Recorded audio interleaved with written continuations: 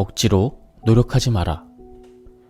행복과 노력 사이에는 아무런 관계가 없다.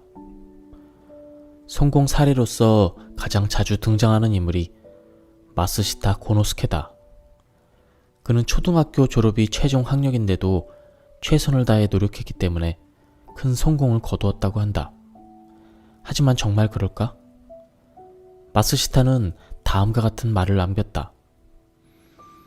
나 자신의 노력은 성공 전체 가운데 고작 1%에 지나지 않을 것입니다.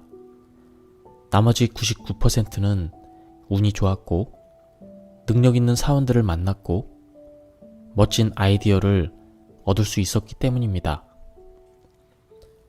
마쓰시타가 큰 인물이 될 수 있었던 것은 성공과 노력 간에 아무런 관계가 없다는 사실을 알고 있었기 때문이다. 그래서 큰 성공을 거둘 수 있었다. 노력이란 하고 싶지 않은 일을 어쩔 수 없이 하는 것이다. 하고 싶지 않은 일을 하는 사람이 행복해지기란 불가능하다. 즉, 노력을 할수록 사람은 불행해진다. 노력과 행복 사이에는 아무런 관계가 없다. 오히려 노력은 불행으로 가는 지름길이다. 노력에는 반드시 무리가 따른다. 이 세상과 저 세상의 차이에 대해서 생각해보자. 저 세상에서는 무엇을 먹고 싶다고 생각하면 즉시 눈앞에 그 음식이 나온다. 자신이 원하는 것을 말로 표현하면 즉시 이루어진다. 저 세상은 영혼의 세계, 상념의 세계이기 때문이다. 하지만 우리가 살고 있는 이 세상은 물질의 세계, 3차원의 세계다. 즉, 제 아무리 자신이 소원을 말로 표현해도 결코 그 꿈이 이루어지지 않는 세계다. 소원을 이루려면 행동해야 한다. 그렇다면 어떤 식으로 행동해야 좋을까? 이때 사람들은 대부분 노력을 생각한다. 하지만 노력에 바탕한 행동에는 반드시 무리가 따르게 되어 있다. 반면 자연스러운 행동을 할 때는 고생이나 노력을 하고 있다는 부담스러운 느낌이 들지 않는다. 예를 들어 카드 놀이를 즐기는 사람은 카드 놀이를 하면서 고생한다는 생각을 하지 않는다. 단, 카드 놀이를 하고 싶어 라고 표현하는 것만으로 언제나 자연스럽게 놀이를 할 수 있게 된다. 즉, 카드 놀이를 하고 싶다는 바람이 아무런 고생이나 노력 없이 이루어지는 것이다. 말로 표현하면 질병도 낫는다. 환자에게도 같은 말을 할 수 있다. 질병에서 벗어나고 싶다면 아무리 중병이라 해도 소리내어 다음과 같이 표현하면 된다. 나는 건강해. 이렇게 하면 말로 표현하는 횟수가 1000번 정도에 이를 무렵에는 몰라볼 정도로 컨디션이 좋아진다. 단 이때 주의해야 될 점은 절대로 노력하지 말아야 한다는 것이다. 말로 표현하는 것 자체를 의식해서는 안 된다. 노력하거나 기합을 넣는 행동은 하지 말고 자연스럽게 편하게 몸을 움직이는 습관을 들이는 것이 중요하다. 33군데를 돌면서 말로 소원을 비는 관은 참배라는 수행이 있다. 사실 이는 내 유일한 취미이다. 그런데 소원을 빌면서 왜 말로 표현해야 하는 것일까? 그 이유는 관음, 즉 소리를 보기 때문이다. 관음, 즉 관세음보살은 소리를 보고 소원을 들어준다. 33군데를 돌면서 소원을 비는 관은 참배는 매우 엄격한 수행이다. 그러나 점점 몸이 지치고 피곤해지면 자신의 말이 잠재의식에 흡수된다. 그리고 몸 안에 있는 진정한 자신을 이해할 수 있게 된다. 이 같은 경지에 이르면 사람의 소원은 자신도 모르는 사이에 자연스럽게 이루어진다. 그러나 모든 부분에서 공통되는 점은 소리내어 표현하지 않으면 의미가 없다는 것이다. 머릿속으로 생각하는 것만으로는 효과가 없다. 특히 다른 사람 앞에서 소리내어 표현하는 것이 더욱 좋다. 사람들 앞에서 말할 수 없는 소원이라면 처음부터 바라지 않는 것이 바람직하기 때문이다. 하물며 원망이나 험담은 1000번을 반복해도 의미가 없다. 이는 더러운 물에 해당된다. 마음의 컵 안에 들어있는 물이 점차 흐려질 뿐이기 때문에 절대로 하지 말아야 한다. 즐거운 마음으로 진지하게 관음해보라. 관음을 글자대로 풀이하면 소리를 본다는 뜻이다. 불교에서는 보는 것보다 귀로 듣는 것이 더 우세하며 말없는 소리들로 가득하다. 목탁 소리가 그렇고 범종 소리가 그렇다. 그런데 불교에서는 청음이라 하지 않고 관음이라고 했을까? 불교에서는 소리를 듣지 않고 본다는 의미로 상승시켜 일반적 통념을 깨트리고 있다. 현자들은 아는 것이나 행하는 것 모두 결국 보는 것에서 출발한다고 했다. 가장 원초는 보는 행위로부터 시작되므로 소리 또한 보는 행위를 통해 큰 감동을 얻을 수 있다. 즐거운 마음으로 진지하게 관음해야 한다. 그러면서 끊임없이 자아의 존재를 찾아 동분서주하면서 보는 행위를 수십 수백 번 되풀이해야 한다. 성공을 바란다면 노력하지 마라. 우주의 법칙에서 벗어나면 성공하고 싶다거나 행복해지고 싶다는 욕구를 갖고 노력하는 것은 성공한 사람의 방식을 흉내내려 하기 때문이다. 즉, 성공한 사람들이 자신의 성공 비결로 늘 최선의 노력을 꼽기 때문에 이 같은 오해를 발생시킨다. 나는 다음과 같이 말한다. 성공하려면 노력하지 말아야 한다. 이는 또한 다음과 같이 바꿀 수 있다. 성공하고 싶다면 신의 뜻을 따라라. 약간 종교적인 느낌이 드는 사람도 있겠지만 결코 종교적인 의미에서 하는 말이 아니다. 이 세상에는 우주의 법칙이 존재한다. 만물은 이 법칙에 따라 움직이고 있다. 세상에 존재하는 절대적인 존재를 나는 신이라고 부른다. 이 우주의 법칙은 신이 만든 규칙이다.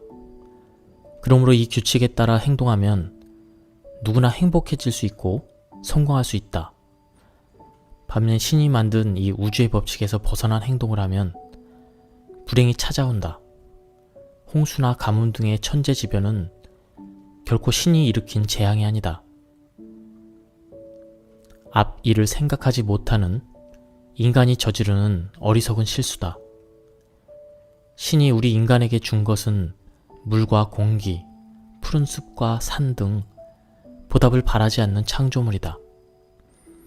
즉, 인간은 신이 만든 세계 안에서 하루하루 살아가고 있을 뿐이다. 인간이 제 아무리 자신의 손으로 무언가를 실행하려 해도 결국 신이 그렇게 하도록 만들어준 것뿐이라는 사실을 잊지 말아야 한다. 실패는 작은 성공이다. 나는 어린 시절 우주의 법칙에 대해 깨달을 수 있었다. 어떤 특별한 계기가 있었던 것은 아니다. 어느 날 갑자기 문득 이해하게 되었다. 우주의 법칙을 이해했다고 해서 어떤 변화가 있었던 것은 아니기 때문에 가족들은 전혀 눈치채지 못했다.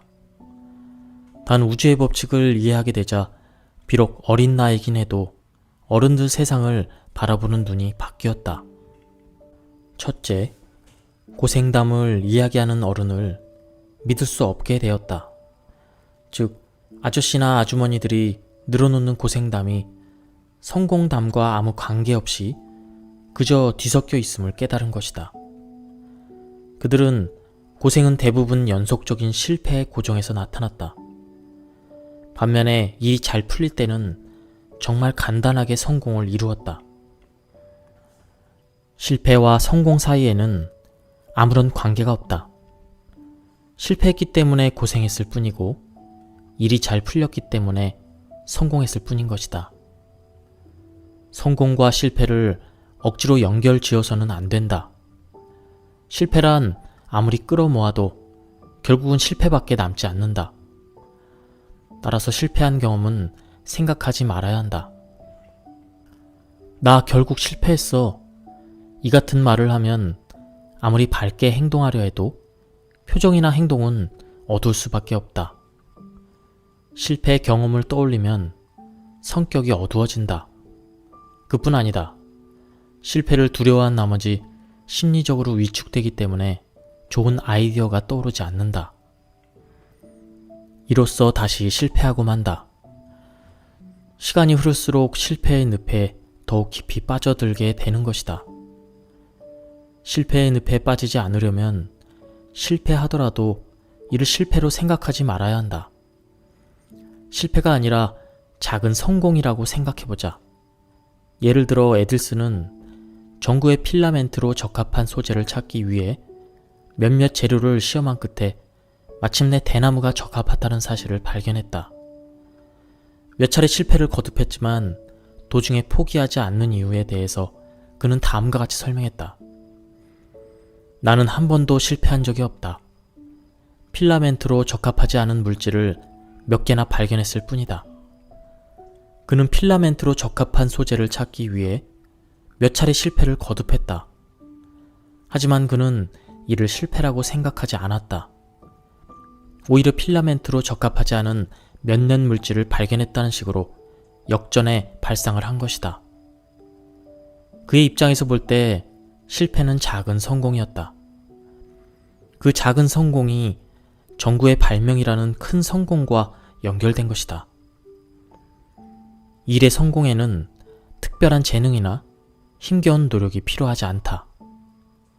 일의 성공에는 특별한 재능이나 힘겨운 노력이 필요하지 않다. 우주의 법칙을 이해하는 것만으로도 충분하다. 우주의 법칙이 통하지 않는 분야. 우주의 법칙이 통하지 않는 분야가 있다. 바로 스포츠 세계다. 스포츠는 노력과 근성이 필요한 세계라고 불린다. 누구나 승리를 위해서는 경쟁자보다 조금이라도 더 많은 노력을 기울여야 한다고 믿고 있다. 노력과 근성을 통해 1등이 되고자 하는 사람에게 노력하지 말 것을 권유하면 몹시 화를 낼 뿐이다. 내 말의 의미를 결코 이해하지 못할 것이다. 스포츠는 사람이 만든 놀이다. 사람과 사람을 경쟁시키기 위해 사람이 만든 게임이다. 따라서 1cm, 0.01초의 세계에서 치열한 경합을 벌인다. 하지만 비즈니스 세계에서는 이 같은 작은 단위의 경쟁이 없다. 매출이 갑자기 5배, 10배로 오르는 경우는 얼마든지 있다. 물론 100배로 뛴다고 해도 이상할 것이 전혀 없다. 하지만 스포츠는 인간 한계에 대한 도전을 목적으로 삼기 때문에 100km를 5초 안에 달릴 수는 없다. 학교에서 공부나 운동을 시켜서는 안 된다. 그러나 비즈니스 세계에서는 어떤 결과든 가능하다. 100m를 5초 이하로 달리고 싶으면 자동차를 이용하면 된다는 것이 바로 비즈니스 방식의 계산이다. 비즈니스 세계에서는 투포한 세계 기록을 100배가량 늘려도 전혀 비난을 받지 않는다. 오히려 그토록 무거운 쇳덩이를 손으로 던지는 노력은 무의미하다고 생각하는 것이 일반적이다. 비즈니스 세계에서 매출을 10배 이상 올리는 것은 100m를 1초 만에 달리는 것과 같은 의미다. 단지 머리로만 생각하면 당연히 무리라는 판단이 내려질 것이다. 노력이나 근성만으로는 도저히 불가능한 일이기 때문이다. 노력과 근성을 통해 100m를 1초 만에 달릴 수 있다고 생각하는 사람은 이 세상에 단 한 명도 없다. 100m를 1초 만에 달리는 방법이 있다고 해보자. 이는 노력이나 근성과는 아무런 관계가 없는 방법이다. 이는 곧 비즈니스다. 여러분의 자녀를 어엿한 한 인간으로 성장시키고 싶다면 학교에서 공부나 운동을 시키지 않는 편이 좀 더 나을지 모르겠다. 공부나 운동을 시키면 자신도 모르는 사이에 노력과 근성을 갖추게 된다. 어렸을 때 몸에 밴 습관은 성인이 된 후에도 쉽게 떨쳐버릴 수 없다. 즐거운 상황일 때 떠오르는 중요한 아이디어. 성인이 되어 사회로 진출하면 누구나 깨닫게 되는 일이지만 아무리 기합을 넣고 노력을 해도 멋진 지혜는 탄생하지 않는다. 매일 즐거운 생활을 하다가 어느 순간에 문득 떠오른 아이디어야말로 비즈니스 세계에서 가장 귀한 전력이다. 비즈니스에 필요한 지혜나 아이디어는 정말 어느 날 갑자기 찾아온다. 노력을 미덕으로 삼는 성실한 사람은 열심히 연구를 한다. 하지만 궁극적으로 멋진 아이디어는 순간적인 번뜩임에서 얻을 수 있다. 전혀 고통스럽지 않은 편안한 상태에서 떠오르는 아이디어가 가장 바람직하다. 이는 즐거움을 동반해준다. 반면에 고통스러운 상태에서 떠오른 아이디어는 제 아무리 멋진 것이라 해도 고통밖에 안겨주지 않는다. 근성을 부정하고 싶은 생각은 없다. 근성이 필요한 세계도 분명히 존재하기 때문이다. 스포츠 세계에서는 근성이 필요하다. 그러나 비즈니스 세계에서는 근성은 걸림돌일 뿐이다. 힘든 상황은 신이 안겨준 선물. 세상 사람들이 눈에는 언뜻 힘든 상황으로 비치더라도 정작 내 자신은 전혀 힘들지 않은 경우가 많다. 내 개인적으로는 사람들이 눈에 그렇게 비치는 상황이 오히려 찬란하게 빛나는 보석처럼 느껴진다.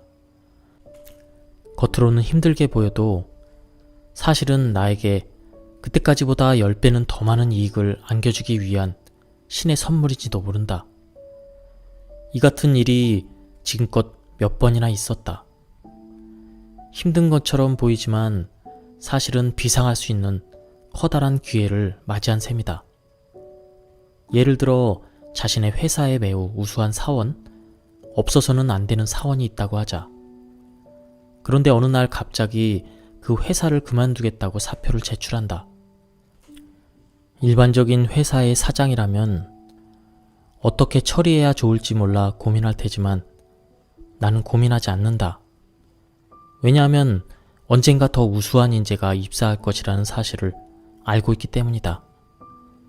우수한 인재가 회사를 떠나면 더 우수한 인재가 들어온다. 그걸 어떻게 알아? 그걸 어떻게 단정할 수 있어? 이렇게 생각하는 사람도 있을지 모르지만 절대 걱정할 필요가 없다. 지금까지도 우수한 인재가 들어왔으니까 앞으로도 틀림없이 더 우수한 인재가 찾아올 것이다. 언뜻 힘든 상황인 것처럼 보이지만 사실은 신이 안겨준 선물이라고 앞에서 설명했다. 여기에는 부연 설명이 좀 더 필요할 듯하다. 애당초 인간에게는 힘든 상황이 발생하지 않지만 설사 힘든 상황인 것처럼 보이더라도 사실은 전혀 그렇지 않다는 사실을 깨닫는 것이 신이 안겨준 선물이라는 뜻이다. 이 선물을 받은 사람은 예외 없이 영혼의 계단을 한 계단 더 올라서게 된다. 영혼의 계단을 올라가는 것은 행복으로 향하는 길이다. 따라서 이는 매우 중요한 일이다. 영혼의 계단은 사람에 따라 다르다. 즉, 나에게 발생하는 문제는 다른 사람에게 발생하는 문제가 아니다. 그렇기 때문에 자신의 문제는 다른 사람에게는 발생하지 않는다. 자신에게 발생한 문제는 영혼을 성장시키기 위해 신이 안겨준 선물이다. 예를 들어 나를 방문하는 세무서 직원들은 신이 보내주신 선물 배달원이다. 따라서 나는 즐거운 마음으로 그들을 맞이한다. 나에게 발생한 문제가 다른 사람에게는 발생하지 않는다는 것은 다른 사람도 무엇인가 문제를 끌어안고 있다는 뜻이다. 사람들은 모두 저마다의 문제를 끌어안고 있다. 그러므로 오직 자신만의 힘든 상황에 처했다고 생각할 필요는 없다. 여러분은 현재 당면한 문제 때문에 정녕 힘이 드는가? 현재 힘들다고 느끼는 문제가 정말 당신을 힘들게 하고 있는지 생각해 보는 것이 중요하다. 신은 결코 여러분을 힘든 상황으로 내몰지 않는다. 그런데도 힘들다는 생각이 되면 신은 여러분에게 다음과 같이 말하고 싶어 하는 것이다. 지금 취하고 있는 방식이 잘못된 거야. 이 같은 신의 목소리를 깨달아야 한다. 신의 목소리를 깨닫고 힘든 상황은 절대 발생하지 않는다는 사실을 이해하게 되었을 때야말로 여러분은 영혼의 계단을 하나 더 올라가 행복을 향해 더욱 가까이 다가갈 수 있다. 부부간의 궁합이 나쁘더라도 힘들다고 생각하지 않는다. 사람은 결혼을 통해 부부가 된다. 서로의 마음이 끌렸으니까 부부의 연을 맺는다고 생각하는 사람이 많이 있다. 하지만 실제로 이 세상에서 궁합이 가장 나쁜 사람끼리 만난 결과가 바로 부부이다. 이들 두 사람의 궁합은 이 세상에서 가장 나쁘기 때문에 평범한 일상 속에서는 절대 서로 마음이 끌리지 않는다. 하지만 두 사람이 만났을 때 신이 그 궁합을 순간적으로 좋게 보이게끔 만들어주기 때문에 결혼에 꼴이 나는 것이다. 이는 신이 안겨준 선물이다. 그러나 어느 정도 시간이 지나면 원래 궁합이 나쁜 관계로 돌아간다. 따라서 자신이 가장 싫어하는 행동을 서슴지 않고 하는 상대의 모습을 발견하곤 한다. 어느 날 문득 자신의 아내가 너무 게으른 것처럼 보인다. 또 사사건건 간섭하며 잔소리하는 남편의 모습을 멍하니 바라본다. 그 결과 다음과 같이 생각할 수도 있다. 내가 왜 이런 사람과 결혼했지? 하지만 이는 결코 힘든 상황에 처했다고 할 수 없다. 두 사람을 함께 있도록 만들어준 신의 선물이기 때문이다. 상대방의 행동이 마음에 들지 않더라도 이를 바꾸려 해서는 안 된다. 또한 자신의 기호에 맞춰주기를 바래서도 안 된다. 바꾸지 않는 것을 바꾸려 하거나 무언가를 기대하는 것이 가장 고통스러운 일이다. 좀 더 좋은 방법은 궁합이 나쁘다는 것을 힘들다고 생각하지 않는 것이다. 이 사람의 있는 그대로의 모습을 사랑하자. 내가 이 사람에게 해줄 수 있는 것은 무엇일까? 이렇게 생각하면 지금까지의 불만이 봄눈 녹듯 사라질 것이다. 그리고 영혼의 계단을 하나 더 올라서게 된다. 나는 운이 좋다고 생각하라. 긍정적인 사람에게 좋은 운이 찾아온다. 나는 정말 행복하다, 힘들지 않기 때문이다. 그래서 내일을 걱정하지 않는다. 물론 걱정되는 일도 있다. 하지만 그래도 크게 신경 쓰지 않는다. 나는 운이 좋기 때문이다. 운이 좋으니까 힘든 상황에 빠지지 않을 자신이 있다. 나는 중학교 졸업이 최종 학력이다. 학교 성적도 우수한 편은 아니었다. 내 주위에는 머리 좋은 사람과 최선을 다해 노력하는 사람, 재능이 풍부한 사람들이 많이 있었다. 하지만 현재 나는 그들을 제치고 수백 억대의 재산을 가진 부자가 되었다. 이는 운이 좋기 때문에 발생한 기적이다. 아무리 공부를 잘하고 재능이 뛰어나다 해도 운이 좋은 사람은 능가할 수가 없다.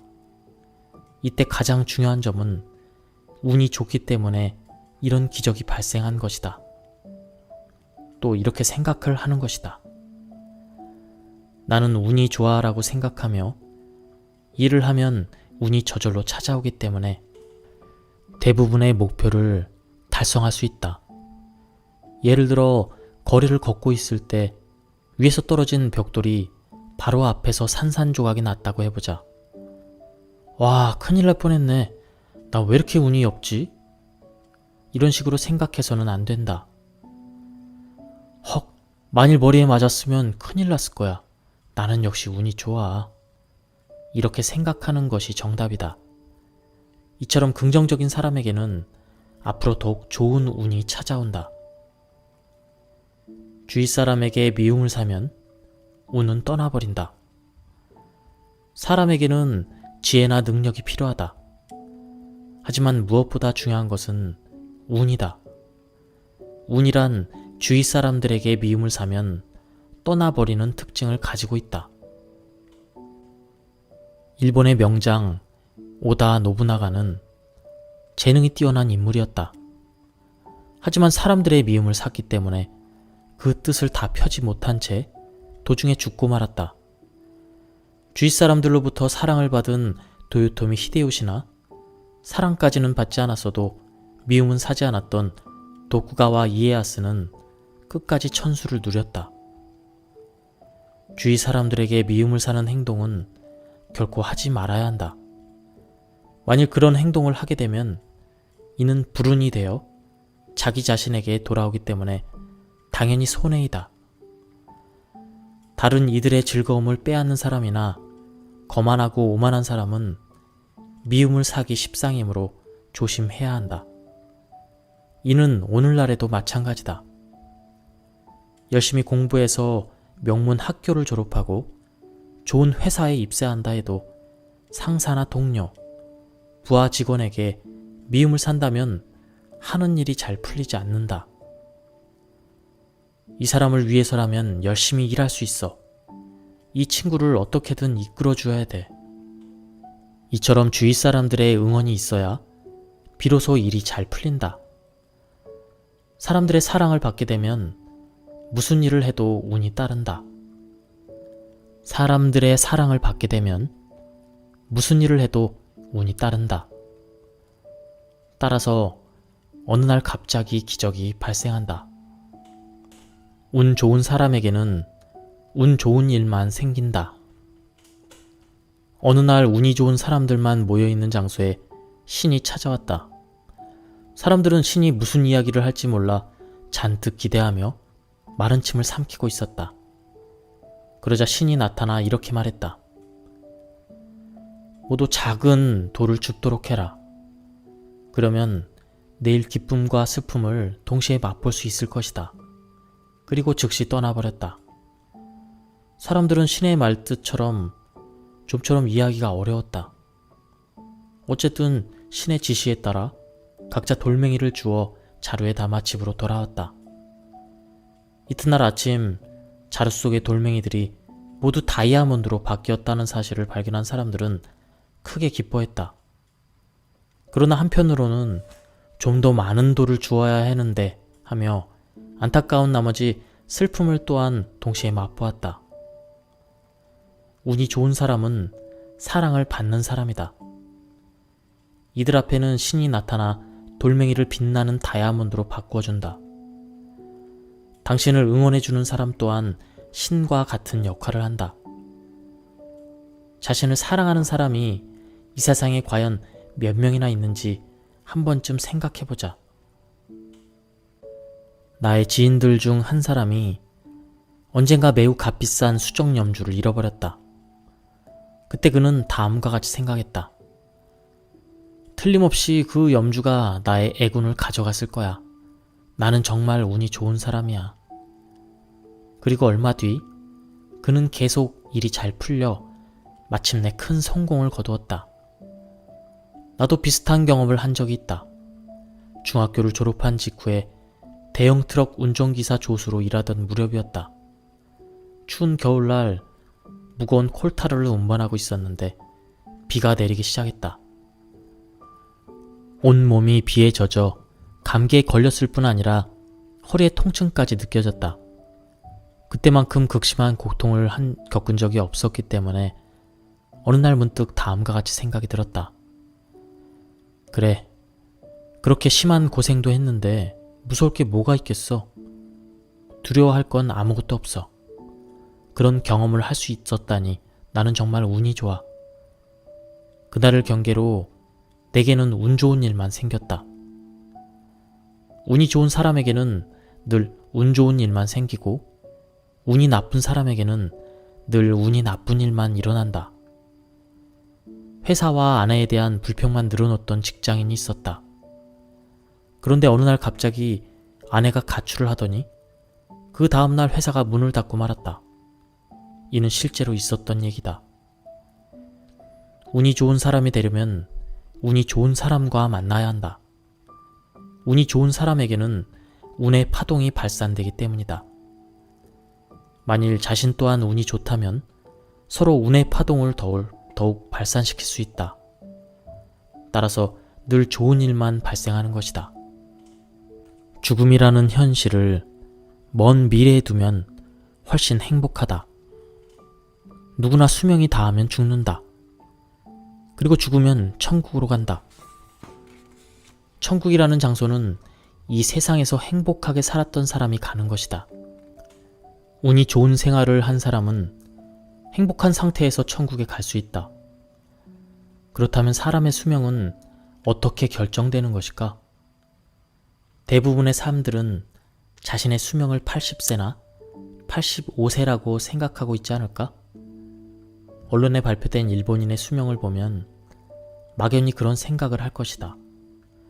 하지만 내가 어렸을 적에는 인생 50년이라는 표현이 유행했다. 즉 40년 동안 평균 수명이 2배 가까이 증가한 것이다. 그렇다면 앞으로도 평균 수명이 현재보다 2배 늘어난다고 생각해도 이상할 것이 없다. 사실 나는 200세까지 건강하게 살 수 있다고 생각한다. 말도 안 되는 소리라고 비웃는 사람도 있을 테지만 나는 정말 그렇게 믿고 있다. 설사 200세까지는 못 산다 해도 200세까지 살 수 있다는 믿음을 늘 간직한다면 틀림없이 좋은 결과가 나타날 것이다. 삶이란 너무 짧은 것이라고 생각하는 사람은 결국 우울병에 걸리기 마련이다.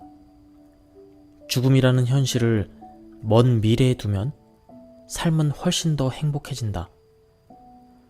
나는 죽음의 순간에 이르렀을 때 비로소 사람의 수명이 의미가 있다고 생각한다. 노안으로 세상을 뜨는 것도, 병을 이기지 못하고 사망하는 것도, 교통사고를 당해 갑자기 덧없이 떠나는 것도, 교통사고를 당해 이렇게 떠나는 것은 모두 그 사람의 정해진 수명이다. 90세의 나이에 죽었다고 해서 충분히 살았다고 말할 수 없고 30세의 나이에 암에 걸려 죽였다고 해서 불쌍하다고 말할 것도 없다. 아무리 슬퍼해도 죽음은 죽음일 뿐이다. 사람의 죽음을 있는 그대로 받아들이는 것이야말로 진정한 삶이 아닐까? 항상 긍정적인 말만 하라. 목소리가 큰 사람이 성공한다. 성공하기 위한 조건 중에 목소리가 있다. 목소리는 사람에게 매우 중요한 언어로 그것을 소리로 전달하는 중요한 역할을 담당한다. 먼저 소리의 크기에 대해 말해보자. 단언컨대 목소리가 작은 사람은 결코 성공하지 못한다. 모기 소리처럼 작은 소리로 수군거리면서 얘기하는 사람이 성공했다는 말은 들어본 적이 없다. 실적이 뛰어난 회사 사장은 대부분 목소리가 크다. 하지만 너무 큰 목소리는 바람직하지 않다. 성공하는 사람들은 한결같이 보통 사람보다 약간 큰 목소리로 얘기할 뿐이다. 목소리 크기 다음으로 중요한 것은 입을 통해서 나오는 말의 질이다. 말에는 여러 가지 의미가 있고 상황에 따라 그 사용 방법이 각각 다르다. 단 한 가지 신경을 써야 될 점은 부정적인 말, 소극적인 말은 사용하지 말아야 한다는 것이다.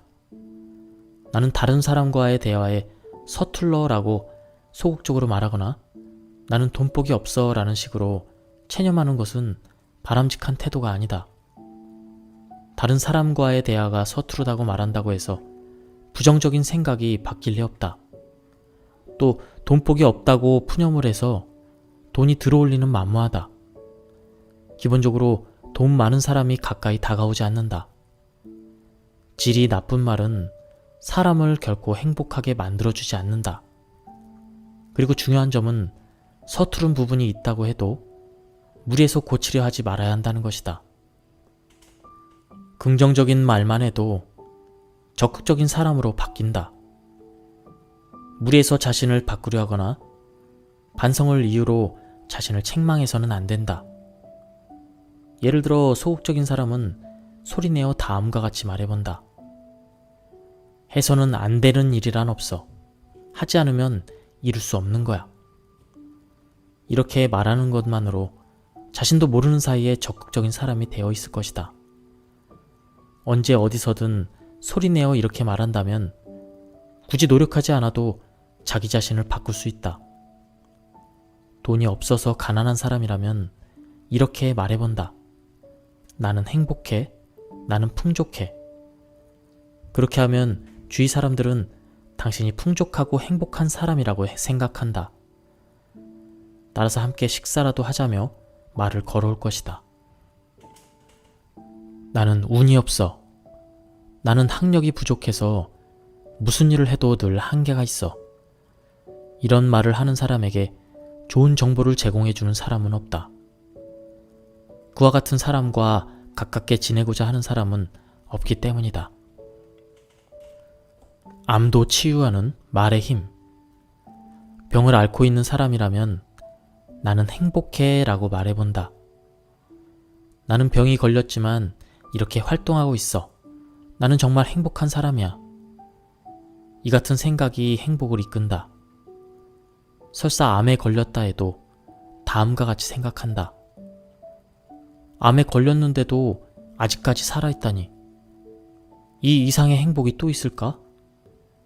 그리고 역시 나는 행복한 사람이야 라고 소리내서 말해본다. 그 결과 놀라울 정도의 기적이 일어날 것이다. 무슨 일이 있어도 다음과 같은 말은 하지 말아야 한다. 나는 정말 불행한 사람이야. 이 같은 사람에게는 자신의 생각보다 몇 배 더 큰 불행이 찾아온다. 질병 때문에 장기를 거의 드러낸 A라는 친구가 있다. 그는 과거에 암에 걸려 입원한 적이 있는데 문병을 온 친구 B로부터 내 마음의 스승은 사이토 히토리야 라는 말을 들었다고 한다. B는 이어서 다음과 같이 충고했다고 한다. 시간이 날 때마다 나는 운이 좋은 사람이야 라고 소리내어 말하도록 해. 손을 쓸 수 없을 정도로 온몸에 암이 퍼져 있던 A는 지푸라기라도 자꾸푼 심정으로 B의 충고를 실천해 옮겼다. 그러자 놀랍게도 암이 사라지고 현재 정상적인 생활을 하고 있다. 운이 좋다고 스스로 소리내 표현함으로써 혈액의 흐름으로부터 마음의 파동에 이르기까지 모두 바뀐 것이다. 어울리지 않기 때문에 암도 도망간다. 일본의 효고현에는 환자를 웃기는 방법으로 암을 치유하는 병원이 있다고 한다. 어쩌면 이 치료 방법은 내 사고방식과 비슷한지도 모르겠다. 그 이유는 이 세상에는 어울리지 않는 일이 발생하지 않기 때문이다. 효고현의 병원에서는 고통스러워야 할 암 환자가 웃고 있는 것은 아무래도 어울리지 않는 광경이다. 어울리지 않는 행동을 하게 되면 어울리지 않는 방향으로 결과가 나온다. 암 환자에게 어울리지 않는 웃는다는 행동 때문에 암은 도망가고 만다. 모든 질병은 마음에서 온다. 이 또한 비슷한 의미라고 생각한다. 노이로제 때문에 자살하려는 사람을 도와주는 가장 좋은 방법이 있다. 음식점으로 데려가서 기름진 갈비에 마늘을 듬뿍 얹어 상추를 싸서 먹게 하는 것이다. 마늘 냄새를 풍기며 입 주변이 기름투성이가 되어 있는 그 사람의 얼굴은 아무리 보아도 노이로제 환자와는 어울리지 않는다. 즉 사람들이 보기에 전혀 어울리지 않는 상황은 이 세상에 존재할 수 없기 때문에 노이로제는 치유된다. 항상 이맛살을 찌푸리고 생각에 잠겨있는 이미지, 그러다 자살하는 것 아닌가 하는 이미지가 있다면 그런 이미지와는 어울리지 않는 상황을 만드는 것만으로 마음의 질병은 치유된다. 예를 들어 만두를 즐겨 먹음으로써 강렬한 입냄새를 풍기게 된다면 서로 이미지가 다르기 때문에 노이로제에는 걸리지 않는다. 최근 들어 기운이 없다는 사람이 있다면 병원이 아닌 만두집으로 데려가서 만두를 마음껏 먹게 해주는 것이 기운을 복돋게 하는 효과적인 방법이다. 분홍색 옷을 입으면 가난이 도망간다. 어울리지 않는 상황은 이 세상에 존재할 수 없다고 앞에서 설명했다. 예를 들어 돈이 없다고 해도 분홍색 옷을 입으면 가난하게 보이지 않는다. 그리고 가난하게 보이지 않는 상황을 계속 연출하다 보면 이윽고 가난에서 벗어나게 된다. 가난하게 보이지 않는 상황을 계속 연출하다 보면 이윽고 가난에서 벗어나게 된다. 분홍색 옷을 입고 다니는 활동적인 사람이 사실은 가난뱅이였다? 이처럼 이미지가 전혀 다른 모순된 현상은 이 세상에서 나타날 수 없다. 어린 시절부터 나는 자주 병치레를 했기 때문에 거의 매일 병원을 드나들었다. 이때 나는 애써 밝은 분위기를 유지했다. 환자 자신이 밝고 건강하게 생활했기 때문에 집안 분위기 또한 그다지 어둡지 않았다. 그 후 해마다 더욱 건강해지더니 어느 틈에 정상적인 건강을 되찾을 수 있었다. 밝고 활달한 환자란 어울리지 않는 이미지를 연출함으로써 마침내 밝고 활달하고 건강한 사람이 된 것이다. 이와 마찬가지로 어울리지 않는 행동을 통해 건강을 되찾은 사람이 있다. 바로 내가 신뢰하는 사업 파트너인 오마타 간타다. 오마타를 처음 만난 것은 그가 초등학생일 때다. 당시 몸이 유난히 약했던 그는 마치 할아버지 같은 어린아이였다. 아토피성 피부염과 천식을 비롯해 다양한 질병들을 끌어안고 살았던 그는 늘 장기침을 하곤 했다. 이곳저곳의 병원을 찾아가 모든 약을 시험해 보았지만 전혀 효과가 없었다. 하지만 나와 얘기를 나누는 동안 점차 웃음을 되찾기 시작했다. 그리고 몇 차례 만나 함께 즐거운 대화를 나누다 보니 건강도 점점 좋아졌다. 그 후로 그의 어머니는 내 제자가 되었고 그 자신도 어머니의 일을 돕게 되었다. 그는 명문 중고교를 졸업한 뒤 장사에 뛰어들었다. 그의 입장에서는 그쪽이 훨씬 더 행복한 인생이라고 판단한 듯하다. 오마타나 내가 적극적이고 건강한 사람으로 변모할 수 있었던 비결은 모두 말 덕분이었다. 건강해질 수 있다는 말을 끊임없이 소리내어 표현하면서 점점 자신의 상태와 어울리지 않는 행동을 했기 때문이다. 소리내어 행복을 불러들여라. 소리내어 표현하면 파동이 발생한다. 이 세상 모든 사물에는 파동이 있다. 파동을 설명하기란 어렵다. 다이아몬드에는 다이아몬드의 파동이 있고 사람에게는 사람의 파동이 있다. 사람의 파동, 그것은 곧 말이다. 나는 행복해.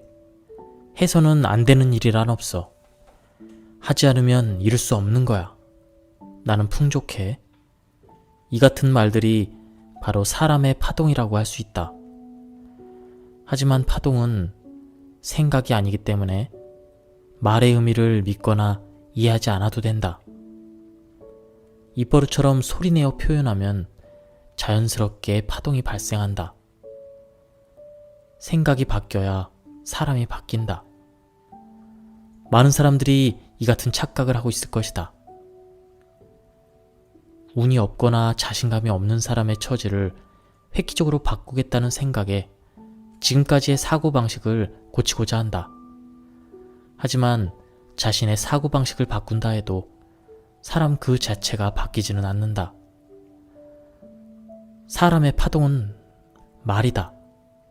따라서 소리내어 말을 바꾸지 않는 한 그 사람의 사고방식을 바꿀 수는 없다. 소리내어 말을 바꾸지 않는 한 그 사람의 사고방식을 바꿀 수는 없다. 그러나 말로 표현하는 동안 자신도 모르게 파동이 바뀐다. 그 결과 자기 자신에 대한 주위 사람들의 시선이 바뀌고 점차 자신의 행동도 바뀌는 것이다. 소리내어 표현하는 것으로 충분하다. 사람은 행동이 바뀌면 그 입에서 나오는 말도 바뀐다. 따라서 생각을 바꾼 뒤에 행동을 바꾸는 것이 옳다. 표현하는 말을 바꿔야 행동이 바뀌고 질병이 치유되고 사업에서 돈을 벌 수 있다. 처음에는 무리가 따르는 행동을 하지 말아야 한다. 소리내어 말로 표현하는 것만으로도 충분하다. 더구나 그 말을 1000번 이상 표현한 시점부터 자기 자신과 주위 사람들을 비롯해 모든 것이 바뀌기 시작한다. 소극적이고 의욕이 없는 사람이 있다고 하자. 그 또한 성공과 행복한 삶을 바랄 것이다. 하지만 이 같은 성격을 가지고 있는 사람에게 자신을 바꾸라고 권유하는 것은 무리이다. 통할 리가 없다. 그보다는 다음과 같이 말해주는 것이 더 바람직하다. 너무 무리하지 말고 그저 소리내어 표현하는 것만으로 충분해. 마음은 저절로 따라온다. 신경 써야 할 점이 또 하나 있다. 소리내어 표현하는 말에 마음을 담을 필요가 없다는 것이다. 마음을 담아서 말하라 이렇게 주장하는 사람들도 많지만 사실 마음은 담지 않아도 된다. 마음이란 저절로 따라오기 때문이다. 가만히 내버려 두어도 마음은 스스로 알아서 따라오기 때문에 걱정할 필요가 없다. 풍요, 건강, 활발함, 웃음 이 같은 말들을 자연스럽게 소리내어 표현하면 사람은 점차 행복해진다. 지금껏 나는 수천 수만 번이나 이들 말을 소리내어 표현해왔다. 따라서 종종 한 번씩 표현하는 것만으로도 충분한 효과가 있다. 그러나 이제 막 시작하는 사람은 일상생활에서 입버릇처럼 자주 표현해야 한다. 예를 들어 직장 상사로부터 업무의 실수에 대한 지적을 받더라도 다음과 같이 소리내어 표현한다. 이렇게까지 신경 써서 충고해 주시다니 저는 정말 행복한 사람입니다. 이렇게 말할 수 있으면 여러분의 인생은 곧 바뀐다. 쑥스럽게 생각할 수도 있지만 여러분을 꾸짖는 사람은 여러분과는 다른 견해를 갖고 있다는 점을 알아야 한다. 그 결과 사소한 일에 얽매이지 않는 사람으로 비치기 때문에 앞으로 가능성이 있다고 판단, 여러분을 보는 상사의 눈이 바뀌게 된다. 아울러 여러분 자신도 바뀌게 된다. 생각과 행동은 색깔로 나타난다. 말과 목소리도 중요하지만 색깔도 그렇지 않게 중요하다. 사고방식이나 행동은 바로 색깔로 나타나기 때문이다. 예를 들어 가난한 사람들은 색깔에 대한 기호가 서로 엇비슷하다. 갈색, 베이지색, 회색, 한결같이 칙칙한 색깔에만 눈길을 준다. 여기에서 주의할 점은 칙칙한 색깔의 옷이나 소지품을 선택하는 사람은 칙칙한 인생을 맞이할 수밖에 없다는 사실이다. 어두운 색의 옷을 입고 있으면 어두운 인생을 살게 된다. 색깔은 그 사람의 현재 모습을 알기 쉽게 가르쳐준다. 왜 그런 색깔의 옷을 선택했느냐고 물어보면 다음과 같이 대답하는 사람이 있다. 그냥 가격이 싸서 구입했을 뿐인데, 하지만 그는 값이 저렴하기 때문에 그 옷을 선택한 것이 아니다. 자기 자신이 칙칙하고 어두운 생활을 하고 있기 때문에 칙칙하고 어두운 색깔을 선택한 것이다. 생활이 즐거울 때는 밝은 옷을 입지만 생활이 힘들 때는 어두운 옷을 입는 사람이 있다. 이 같은 사람은 먹고 살기가 힘들기 때문에 어두운 옷을 입는 것이 아니라 어두운 옷을 입기 때문에 생활에 쪼들리는 것이다. 양복을 살 때는 가급적 밝은 색깔, 화려한 색깔을 선택하도록 하자.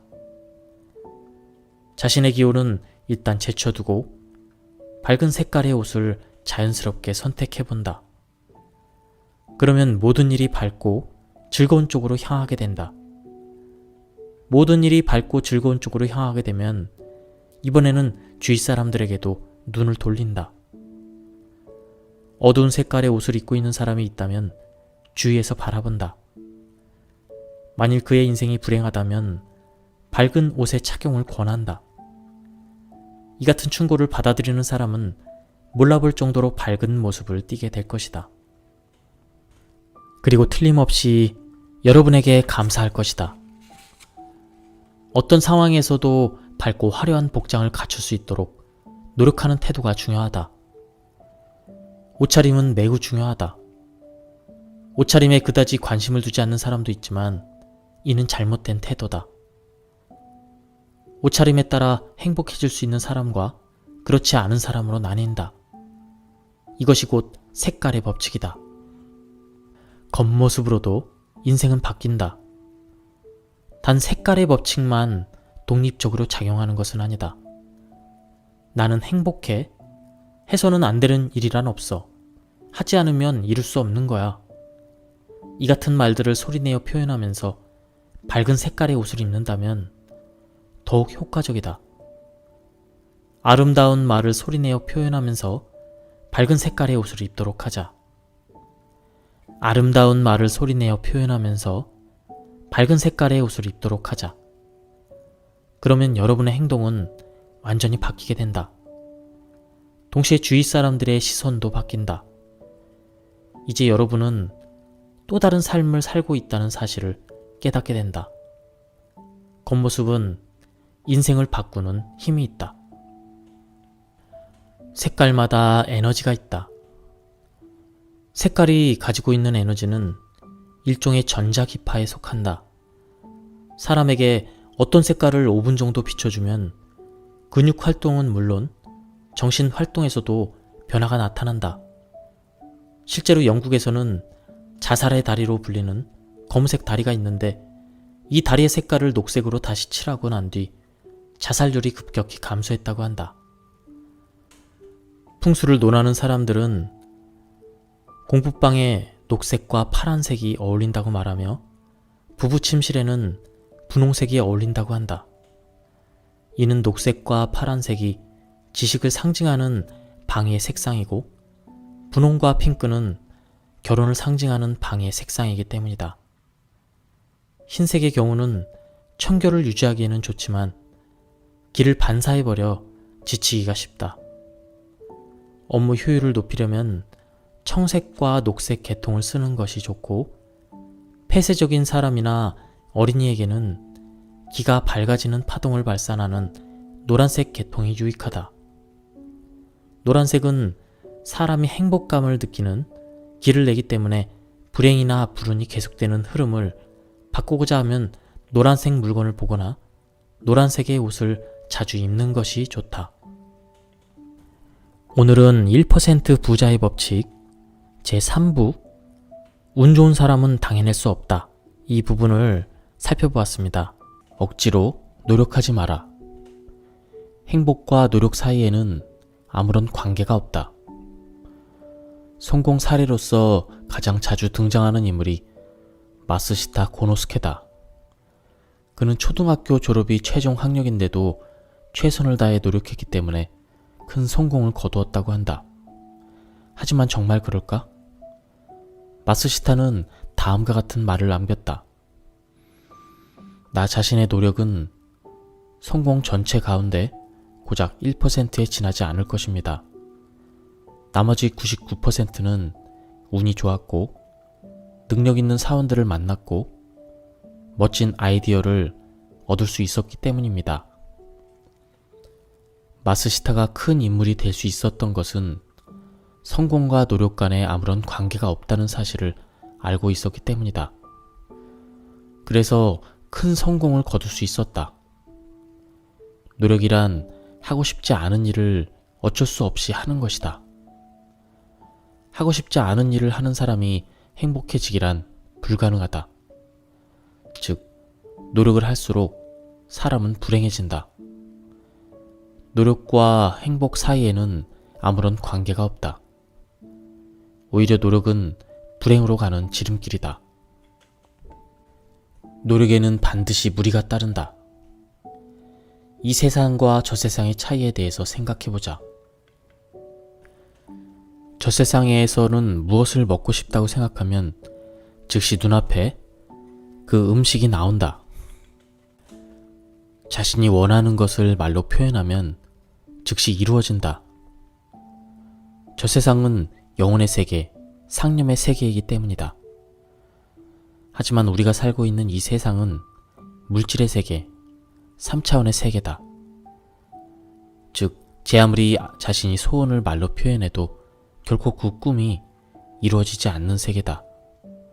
소원을 이루려면 행동해야 한다. 그렇다면 어떤 식으로 행동해야 좋을까? 이때 사람들은 대부분 노력을 생각한다. 하지만 노력에 바탕한 행동에는 반드시 무리가 따르게 되어 있다. 반면 자연스러운 행동을 할 때는 고생이나 노력을 하고 있다는 부담스러운 느낌이 들지 않는다. 예를 들어 카드 놀이를 즐기는 사람은 카드 놀이를 하면서 고생한다는 생각을 하지 않는다.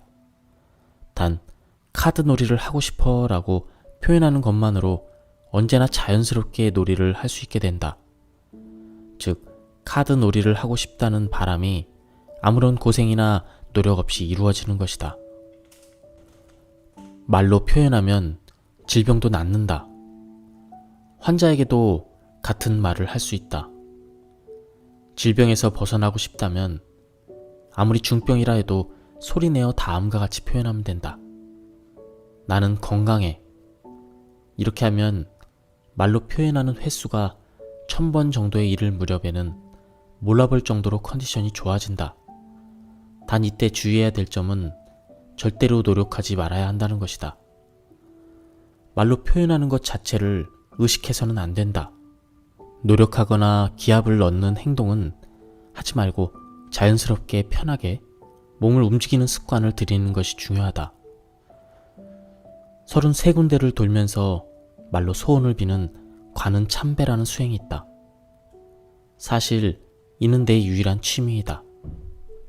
그런데 소원을 빌면서 왜 말로 표현해야 하는 것일까? 그 이유는 관음, 즉 소리를 보기 때문이다. 관음, 즉 관세음보살은 소리를 보고 소원을 들어준다.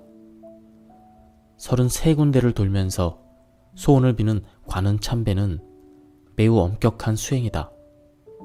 그러나 점점 몸이 지치고 피곤해지면 자신의 말이 잠재의식에 흡수된다. 그리고 몸 안에 있는 진정한 자신을 이해할 수 있게 된다. 이 같은 경지에 이르면 사람의 소원은 자신도 모르는 사이에 자연스럽게 이루어진다. 그러나 모든 부분에서 공통되는 점은 소리내어 표현하지 않으면 의미가 없다는 것이다. 머릿속으로 생각하는 것만으로는 효과가 없다. 특히 다른 사람 앞에서 소리내어 표현하는 것이 더욱 좋다. 사람들 앞에서 말할 수 없는 소원이라면 처음부터 바라지 않는 것이 바람직하기 때문이다. 하물며 원망이나 험담은 1000번을 반복해도 의미가 없다. 이는 더러운 물에 해당된다. 마음의 컵 안에 들어있는 물이 점차 흐려질 뿐이기 때문에 절대로 하지 말아야 한다. 즐거운 마음으로 진지하게 관음해보라. 관음을 글자대로 풀이하면 소리를 본다는 뜻이다. 불교에서는 보는 것보다 귀로 듣는 것이 더 우세하며 말없는 소리들로 가득하다. 목탁 소리가 그렇고 범종 소리가 그렇다. 그런데 불교에서는 청음이라 하지 않고 관음이라고 했을까? 불교에서는 소리를 듣지 않고 본다는 의미로 상승시켜 일반적 통념을 깨트리고 있다. 현자들은 아는 것이나 행하는 것 모두 결국 보는 것에서 출발한다고 했다. 가장 원초는 보는 행위로부터 시작되므로 소리 또한 보는 행위를 통해 큰 감동을 얻을 수 있다. 즐거운 마음으로 진지하게 관음해야 한다. 그러면서 끊임없이 자아의 존재를 찾아 동분서주하면서 보는 행위를 수십 수백 번 되풀이해야 한다. 성공을 바란다면 노력하지 마라. 우주의 법칙에서 벗어나면 성공하고 싶다거나 행복해지고 싶다는 욕구를 갖고 노력하는 것은 성공한 사람의 방식을 흉내내려 하기 때문이다. 즉, 성공한 사람들이 자신의 성공 비결로 늘 최선의 노력을 꼽기 때문에 이 같은 오해를 발생시킨다. 나는 다음과 같이 말한다. 성공하려면 노력하지 말아야 한다. 이는 또한 다음과 같이 바꿀 수 있다. 성공하고 싶다면 신의 뜻을 따라라. 약간 종교적인 느낌이 드는 사람도 있겠지만 결코 종교적인 의미에서 하는 말이 아니다. 이 세상에는 우주의 법칙이 존재한다. 만물은 이 법칙에 따라 움직이고 있다. 세상에 존재하는 절대적인 존재를 나는 신이라고 부른다. 이 우주의 법칙은 신이 만든 규칙이다. 그러므로 이 규칙에 따라 행동하면 누구나 행복해질 수 있고 성공할 수 있다. 반면 신이 만든 이 우주의 법칙에서 벗어난 행동을 하면 불행이 찾아온다. 홍수나 가뭄 등의 천재지변은 결코 신이 일으킨 재앙이 아니다. 앞 일을 생각하지 못하는 인간이 저지르는 어리석은 실수다.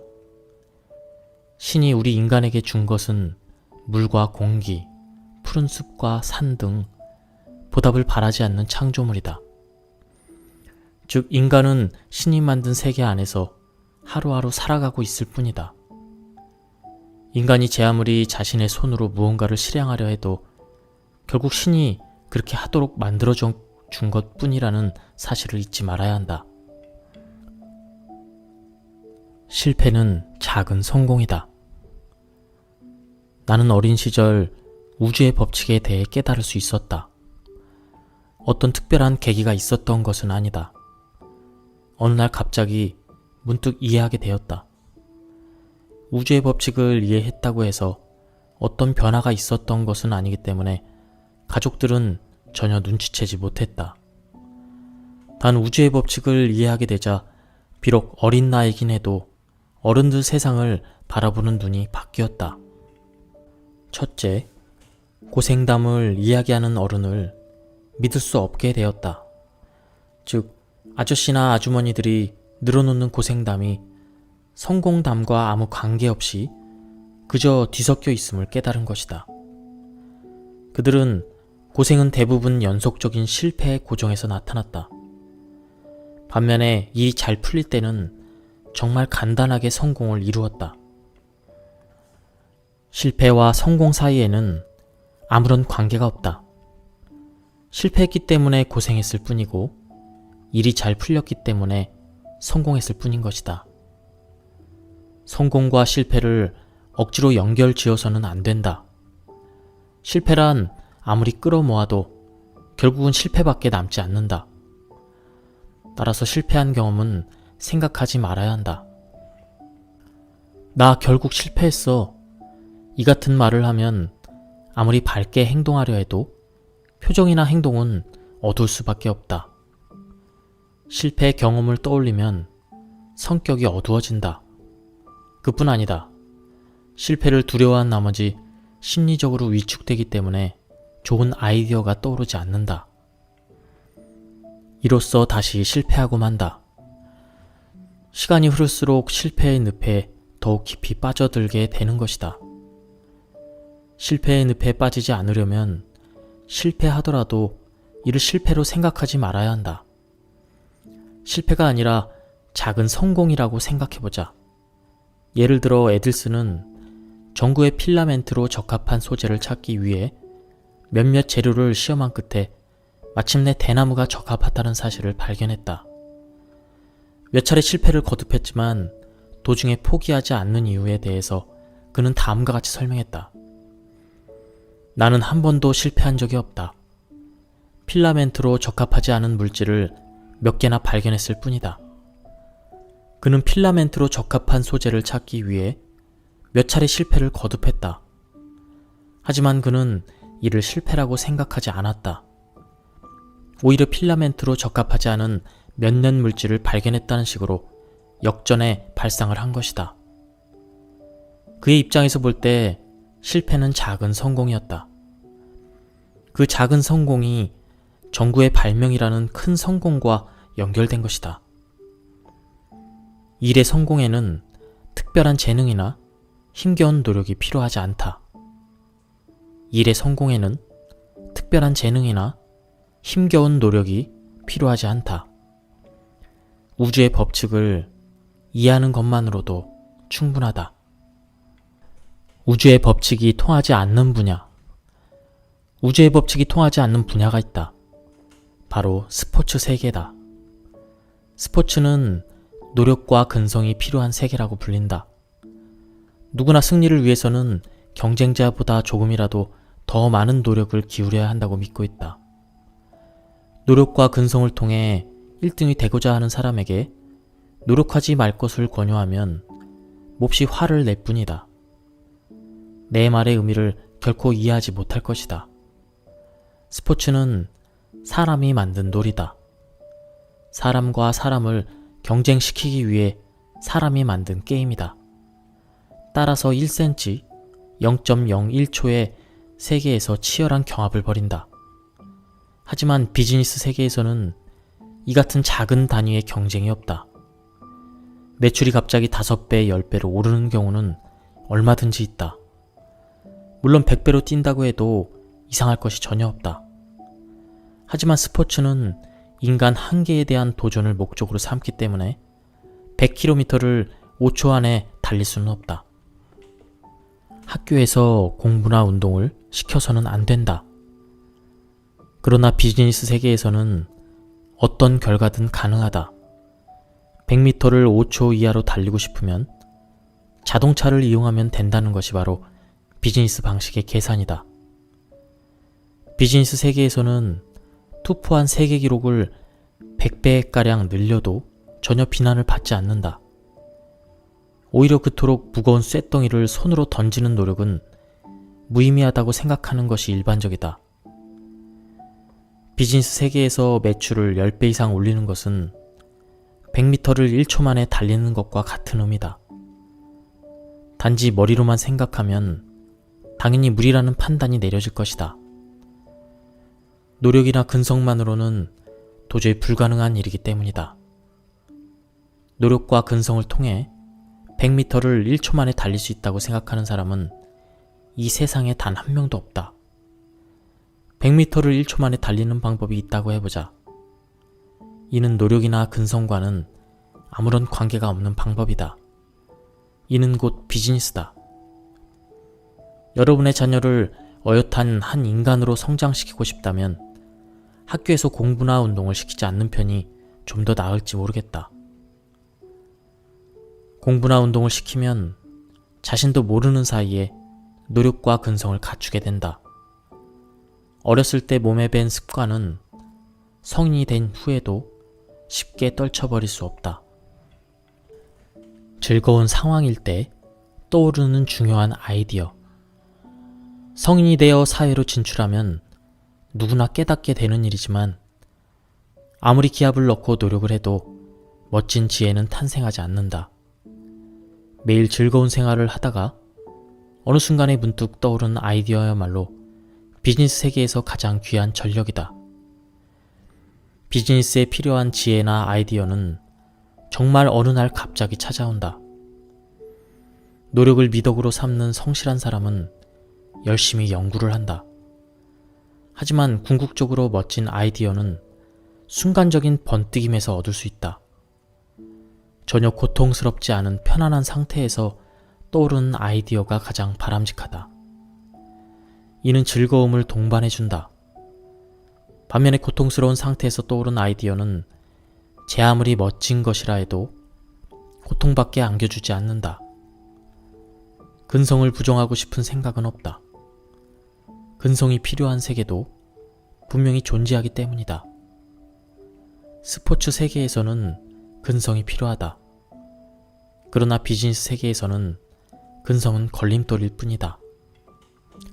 힘든 상황은 신이 안겨준 선물. 세상 사람들이 눈에는 언뜻 힘든 상황으로 비치더라도 정작 내 자신은 전혀 힘들지 않은 경우가 많다. 내 개인적으로는 사람들이 눈에 그렇게 비치는 상황이 오히려 찬란하게 빛나는 보석처럼 느껴진다. 겉으로는 힘들게 보여도 사실은 나에게 그때까지보다 10배는 더 많은 이익을 안겨주기 위한 신의 선물인지도 모른다. 이 같은 일이 지금껏 몇 번이나 있었다. 힘든 것처럼 보이지만 사실은 비상할 수 있는 커다란 기회를 맞이한 셈이다. 예를 들어 자신의 회사에 매우 우수한 사원, 없어서는 안 되는 사원이 있다고 하자. 그런데 어느 날 갑자기 그 회사를 그만두겠다고 사표를 제출한다. 일반적인 회사의 사장이라면 어떻게 처리해야 좋을지 몰라 고민할 테지만 나는 고민하지 않는다. 왜냐하면 언젠가 더 우수한 인재가 입사할 것이라는 사실을 알고 있기 때문이다. 우수한 인재가 회사를 떠나면 더 우수한 인재가 들어온다.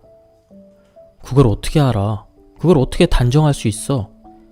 이렇게 생각하는 사람도 있을지 모르지만 절대 걱정할 필요가 없다. 지금까지도 우수한 인재가 들어왔으니까 앞으로도 틀림없이 더 우수한 인재가 찾아올 것이다. 언뜻 힘든 상황인 것처럼 보이지만 사실은 신이 안겨준 선물이라고 앞에서 설명했다. 여기에는 부연 설명이 좀 더 필요할 듯하다. 애당초 인간에게는 힘든 상황이 발생하지 않지만 설사 힘든 상황인 것처럼 보이더라도 사실은 전혀 그렇지 않다는 사실을 깨닫는 것이 신이 안겨준 선물이라는 뜻이다. 이 선물을 받은 사람은 예외 없이 영혼의 계단을 한 계단 더 올라서게 된다. 영혼의 계단을 올라가는 것은 행복으로 향하는 길이다. 따라서 이는 매우 중요한 일이다.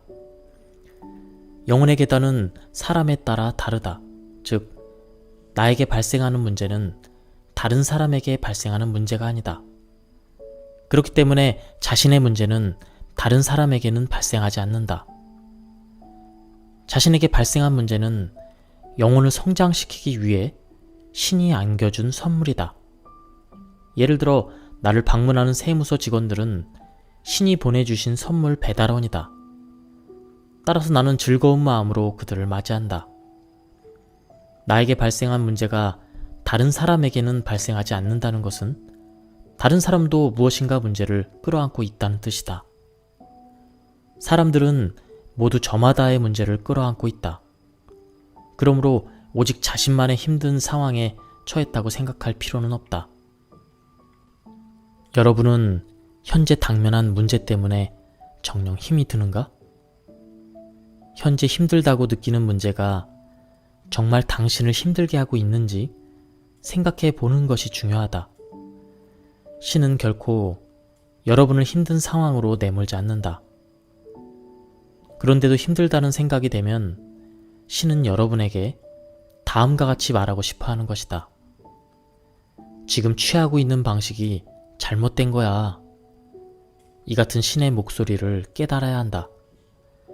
신의 목소리를 깨닫고 힘든 상황은 절대 발생하지 않는다는 사실을 이해하게 되었을 때야말로 여러분은 영혼의 계단을 하나 더 올라가 행복을 향해 더욱 가까이 다가갈 수 있다. 부부간의 궁합이 나쁘더라도 힘들다고 생각하지 않는다. 사람은 결혼을 통해 부부가 된다. 서로의 마음이 끌렸으니까 부부의 연을 맺는다고 생각하는 사람이 많이 있다. 하지만 실제로 이 세상에서 궁합이 가장 나쁜 사람끼리 만난 결과가 바로 부부이다. 이들 두 사람의 궁합은 이 세상에서 가장 나쁘기 때문에 평범한 일상 속에서는 절대 서로 마음이 끌리지 않는다. 하지만 두 사람이 만났을 때 신이 그 궁합을 순간적으로 좋게 보이게끔 만들어주기 때문에 결혼에 꼴이 나는 것이다. 이는 신이 안겨준 선물이다. 그러나 어느 정도 시간이 지나면 원래 궁합이 나쁜 관계로 돌아간다. 따라서 자신이 가장 싫어하는 행동을 서슴지 않고 하는 상대의 모습을 발견하곤 한다. 어느 날 문득 자신의 아내가 너무 게으른 것처럼 보인다. 또 사사건건 간섭하며 잔소리하는 남편의 모습을 멍하니 바라본다. 그 결과 다음과 같이 생각할 수도 있다. 내가 왜 이런 사람과 결혼했지? 하지만 이는 결코 힘든 상황에 처했다고 할 수 없다. 두 사람을 함께 있도록 만들어준 신의 선물이기 때문이다. 상대방의 행동이 마음에 들지 않더라도 이를 바꾸려 해서는 안 된다. 또한 자신의 기호에 맞춰주기를 바래서도 안 된다. 바꾸지 않는 것을 바꾸려 하거나 무언가를 기대하는 것이 가장 고통스러운 일이다. 좀 더 좋은 방법은 궁합이 나쁘다는 것을 힘들다고 생각하지 않는 것이다. 이 사람의 있는 그대로의 모습을 사랑하자. 내가 이 사람에게 해줄 수 있는 것은 무엇일까? 이렇게 생각하면 지금까지의 불만이 봄눈 녹듯 사라질 것이다. 그리고 영혼의 계단을 하나 더 올라서게 된다. 나는 운이 좋다고 생각하라. 긍정적인 사람에게 좋은 운이 찾아온다. 나는 정말 행복하다. 힘들지 않기 때문이다. 그래서 내일을 걱정하지 않는다. 물론 걱정되는 일도 있다. 하지만 그래도 크게 신경 쓰지 않는다. 나는 운이 좋기 때문이다. 운이 좋으니까 힘든 상황에 빠지지 않을 자신이 있다. 나는 중학교 졸업이 최종 학력이다. 학교 성적도 우수한 편은 아니었다. 내 주위에는 머리 좋은 사람과 최선을 다해 노력하는 사람, 재능이 풍부한 사람들이 많이 있었다. 하지만 현재 나는 그들을 제치고 수백 억대의 재산을 가진 부자가 되었다. 이는 운이 좋기 때문에 발생한 기적이다. 아무리 공부를 잘하고 재능이 뛰어나다 해도 운이 좋은 사람은 능가할 수가 없다. 이때 가장 중요한 점은 운이 좋기 때문에 이런 기적이 발생한 것이다. 또 이렇게 생각을 하는 것이다. 나는 운이 좋아라고 생각하며 일을 하면 운이 저절로 찾아오기 때문에 대부분의 목표를 달성할 수 있다. 예를 들어 거리를 걷고 있을 때 위에서 떨어진 벽돌이 바로 앞에서 산산조각이 났다고 해보자. 와, 큰일 날 뻔했네. 나 왜 이렇게 운이 없지? 이런 식으로 생각해서는 안 된다. 헉, 만일 머리에 맞았으면 큰일 났을 거야. 나는 역시 운이 좋아. 이렇게 생각하는 것이 정답이다. 이처럼 긍정적인 사람에게는 앞으로 더욱 좋은 운이 찾아온다. 주위 사람에게 미움을 사면 운은 떠나버린다. 사람에게는 지혜나 능력이 필요하다. 하지만 무엇보다 중요한 것은 운이다. 운이란 주위 사람들에게 미움을 사면 떠나버리는 특징을 가지고 있다.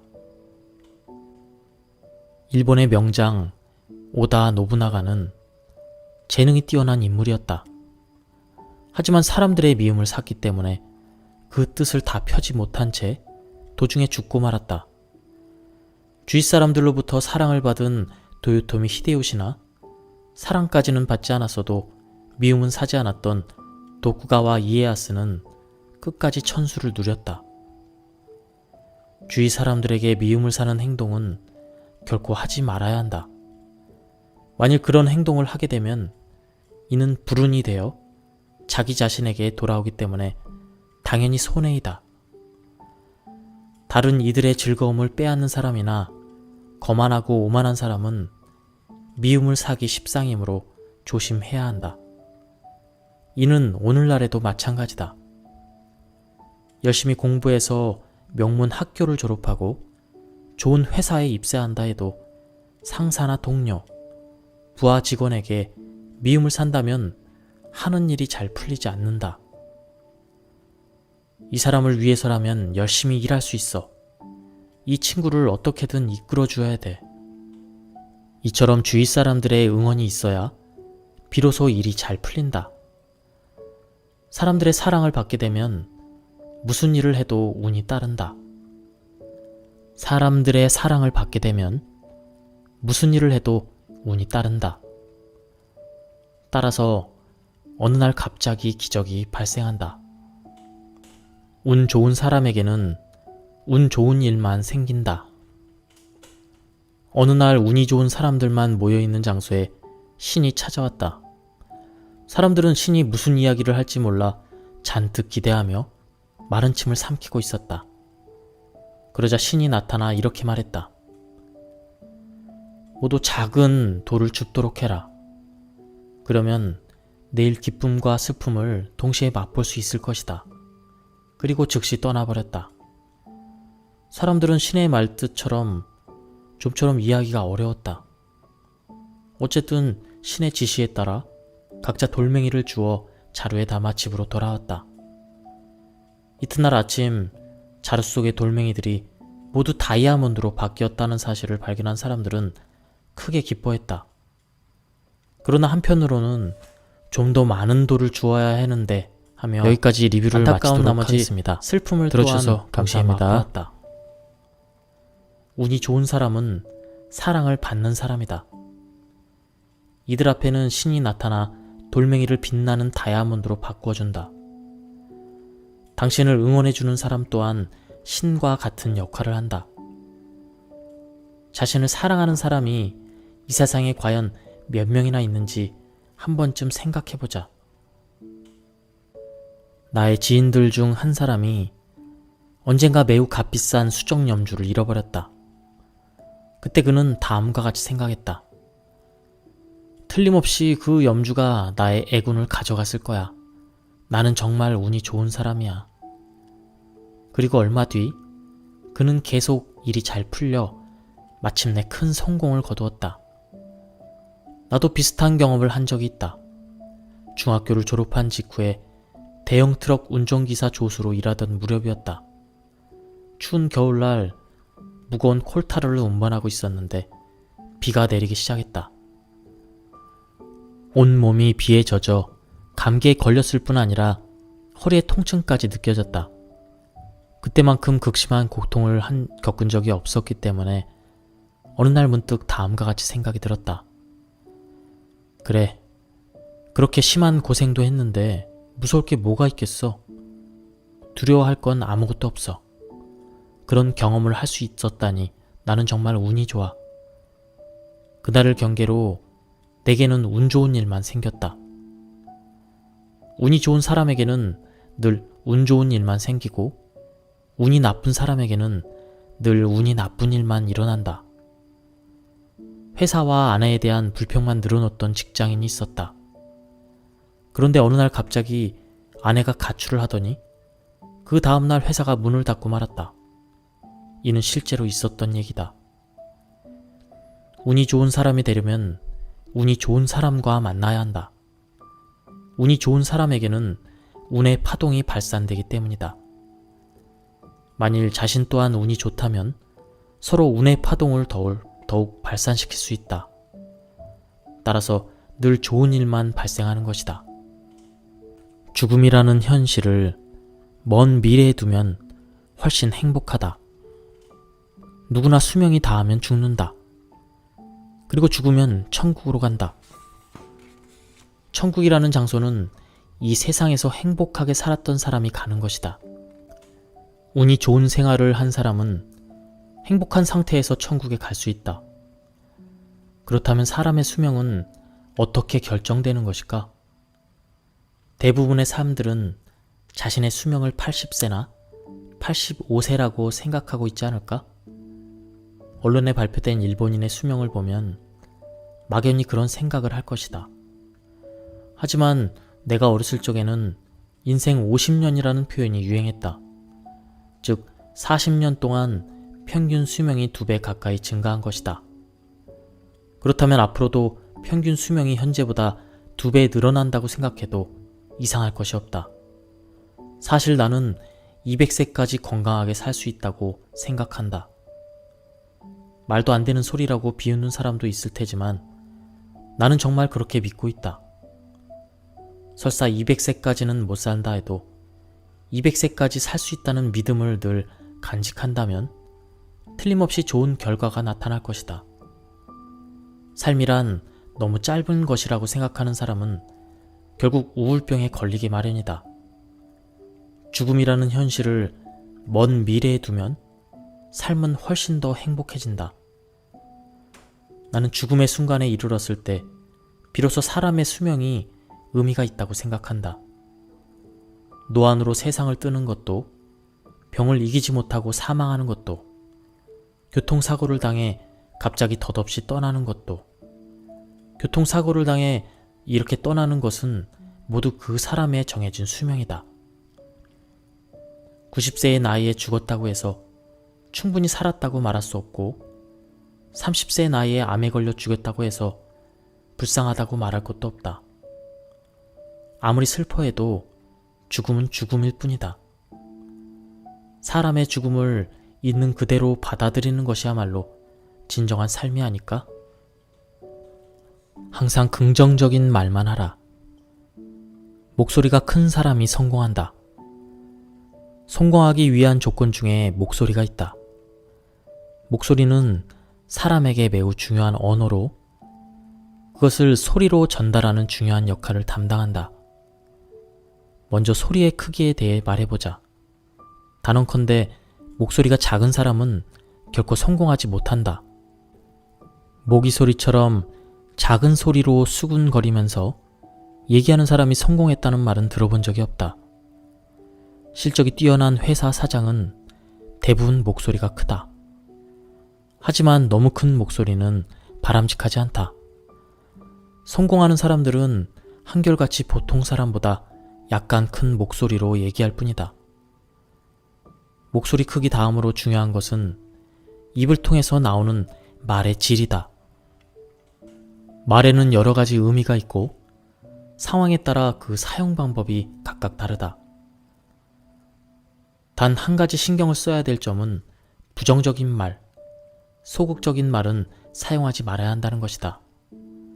나는 다른 사람과의 대화에 서툴러라고 소극적으로 말하거나 나는 돈복이 없어 라는 식으로 체념하는 것은 바람직한 태도가 아니다. 다른 사람과의 대화가 서투르다고 말한다고 해서 부정적인 생각이 바뀔 리 없다. 또 돈복이 없다고 푸념을 해서 돈이 들어올 리는 만무하다. 기본적으로 돈 많은 사람이 가까이 다가오지 않는다. 질이 나쁜 말은 사람을 결코 행복하게 만들어주지 않는다. 그리고 중요한 점은 서투른 부분이 있다고 해도 무리해서 고치려 하지 말아야 한다는 것이다. 긍정적인 말만 해도 적극적인 사람으로 바뀐다. 무리해서 자신을 바꾸려 하거나 반성을 이유로 자신을 책망해서는 안 된다. 예를 들어 소극적인 사람은 소리내어 다음과 같이 말해본다. 해서는 안 되는 일이란 없어. 하지 않으면 이룰 수 없는 거야. 이렇게 말하는 것만으로 자신도 모르는 사이에 적극적인 사람이 되어 있을 것이다. 언제 어디서든 소리내어 이렇게 말한다면 굳이 노력하지 않아도 자기 자신을 바꿀 수 있다. 돈이 없어서 가난한 사람이라면 이렇게 말해본다. 나는 행복해. 나는 풍족해. 그렇게 하면 주위 사람들은 당신이 풍족하고 행복한 사람이라고 생각한다. 따라서 함께 식사라도 하자며 말을 걸어올 것이다. 나는 운이 없어. 나는 학력이 부족해서 무슨 일을 해도 늘 한계가 있어. 이런 말을 하는 사람에게 좋은 정보를 제공해주는 사람은 없다. 그와 같은 사람과 가깝게 지내고자 하는 사람은 없기 때문이다. 암도 치유하는 말의 힘. 병을 앓고 있는 사람이라면 나는 행복해 라고 말해본다. 나는 병이 걸렸지만 이렇게 활동하고 있어. 나는 정말 행복한 사람이야. 이 같은 생각이 행복을 이끈다. 설사 암에 걸렸다 해도 다음과 같이 생각한다. 암에 걸렸는데도 아직까지 살아있다니. 이 이상의 행복이 또 있을까? 그리고 역시 나는 행복한 사람이야 라고 소리내서 말해본다. 그 결과 놀라울 정도의 기적이 일어날 것이다. 무슨 일이 있어도 다음과 같은 말은 하지 말아야 한다. 나는 정말 불행한 사람이야. 이 같은 사람에게는 자신의 생각보다 몇 배 더 큰 불행이 찾아온다. 질병 때문에 장기를 거의 드러낸 A라는 친구가 있다. 그는 과거에 암에 걸려 입원한 적이 있는데 문병을 온 친구 B로부터 내 마음의 스승은 사이토 히토리야 라는 말을 들었다고 한다. B는 이어서 다음과 같이 충고했다고 한다. 시간이 날 때마다 나는 운이 좋은 사람이야 라고 소리내어 말하도록 해. 손을 쓸 수 없을 정도로 온몸에 암이 퍼져 있던 A는 지푸라기라도 자꾸 푼 심정으로 B의 충고를 실천해 옮겼다. 그러자 놀랍게도 암이 사라지고 현재 정상적인 생활을 하고 있다. 운이 좋다고 스스로 소리내 표현함으로써 혈액의 흐름으로부터 마음의 파동에 이르기까지 모두 바뀐 것이다. 어울리지 않기 때문에 암도 도망간다. 일본의 효고현에는 환자를 웃기는 방법으로 암을 치유하는 병원이 있다고 한다. 어쩌면 이 치료 방법은 내 사고방식과 비슷한지도 모르겠다. 그 이유는 이 세상에는 어울리지 않는 일이 발생하지 않기 때문이다. 효고현의 병원에서는 고통스러워야 할 암 환자가 웃고 있는 것은 아무래도 어울리지 않는 광경이다. 어울리지 않는 행동을 하게 되면 어울리지 않는 방향으로 결과가 나온다. 암 환자에게 어울리지 않는 웃는다는 행동 때문에 암은 도망가고 만다. 모든 질병은 마음에서 온다. 이 또한 비슷한 의미라고 생각한다. 노이로제 때문에 자살하려는 사람을 도와주는 가장 좋은 방법이 있다. 음식점으로 데려가서 기름진 갈비에 마늘을 듬뿍 얹어 상추를 싸서 먹게 하는 것이다. 마늘 냄새를 풍기며 입 주변이 기름투성이가 되어 있는 그 사람의 얼굴은 아무리 보아도 노이로제 환자와는 어울리지 않는다. 즉 사람들이 보기에 전혀 어울리지 않는 상황은 이 세상에 존재할 수 없기 때문에 노이로제는 치유된다. 항상 이맛살을 찌푸리고 생각에 잠겨있는 이미지, 그러다 자살하는 것 아닌가 하는 이미지가 있다면 그런 이미지와는 어울리지 않는 상황을 만드는 것만으로 마음의 질병은 치유된다. 예를 들어 만두를 즐겨 먹음으로써 강렬한 입냄새를 풍기게 된다면 서로 이미지가 다르기 때문에 노이로제에는 걸리지 않는다. 최근 들어 기운이 없다는 사람이 있다면 병원이 아닌 만두집으로 데려가서 만두를 마음껏 먹게 해주는 것이 기운을 복돋게 하는 효과적인 방법이다. 분홍색 옷을 입으면 가난이 도망간다. 어울리지 않는 상황은 이 세상에 존재할 수 없다고 앞에서 설명했다. 예를 들어 돈이 없다고 해도 분홍색 옷을 입으면 가난하게 보이지 않는다. 그리고 가난하게 보이지 않는 상황을 계속 연출하다 보면 이윽고 가난에서 벗어나게 된다. 가난하게 보이지 않는 상황을 계속 연출하다 보면 이윽고 가난에서 벗어나게 된다. 분홍색 옷을 입고 다니는 활동적인 사람이 사실은 가난뱅이였다?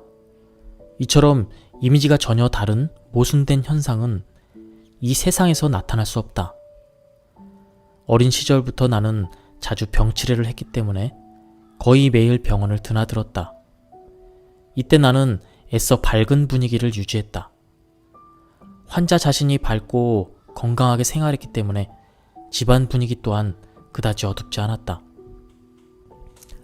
그 후 해마다 더욱 건강해지더니 어느 틈에 정상적인 건강을 되찾을 수 있었다. 밝고 활달한 환자란 어울리지 않는 이미지를 연출함으로써 마침내 밝고 활달하고 건강한 사람이 된 것이다. 이와 마찬가지로 어울리지 않는 행동을 통해 건강을 되찾은 사람이 있다. 바로 내가 신뢰하는 사업 파트너인 오마타 간타다. 오마타를 처음 만난 것은 그가 초등학생일 때다. 당시 몸이 유난히 약했던 그는 마치 할아버지 같은 어린아이였다. 아토피성 피부염과 천식을 비롯해 다양한 질병들을 끌어안고 살았던 그는 늘 장기침을 하곤 했다. 이곳저곳의 병원을 찾아가 모든 약을 시험해 보았지만 전혀 효과가 없었다. 하지만 나와 얘기를 나누는 동안 점차 웃음을 되찾기 시작했다. 그리고 몇 차례 만나 함께 즐거운 대화를 나누다 보니 건강도 점점 좋아졌다. 그 후로 그의 어머니는 내 제자가 되었고 그 자신도 어머니의 일을 돕게 되었다. 그는 명문 중고교를 졸업한 뒤 장사에 뛰어들었다. 그의 입장에서는 그쪽이 훨씬 더 행복한 인생이라고 판단한 듯하다. 오마타나 내가 적극적이고 건강한 사람으로 변모할 수 있었던 비결은 모두 말 덕분이었다. 건강해질 수 있다는 말을 끊임없이 소리내어 표현하면서 점점 자신의 상태와 어울리지 않는 행동을 했기 때문이다. 소리내어 행복을 불러들여라. 소리내어 표현하면 파동이 발생한다. 이 세상 모든 사물에는 파동이 있다. 파동을 설명하기란 어렵다. 다이아몬드에는 다이아몬드의 파동이 있고 사람에게는 사람의 파동이 있다. 사람의 파동, 그것은 곧 말이다. 나는 행복해. 해서는 안 되는 일이란 없어. 하지 않으면 이룰 수 없는 거야. 나는 풍족해. 이 같은 말들이 바로 사람의 파동이라고 할 수 있다. 하지만 파동은 생각이 아니기 때문에 말의 의미를 믿거나 이해하지 않아도 된다. 입버릇처럼 소리내어 표현하면 자연스럽게 파동이 발생한다. 생각이 바뀌어야 사람이 바뀐다. 많은 사람들이 이 같은 착각을 하고 있을 것이다.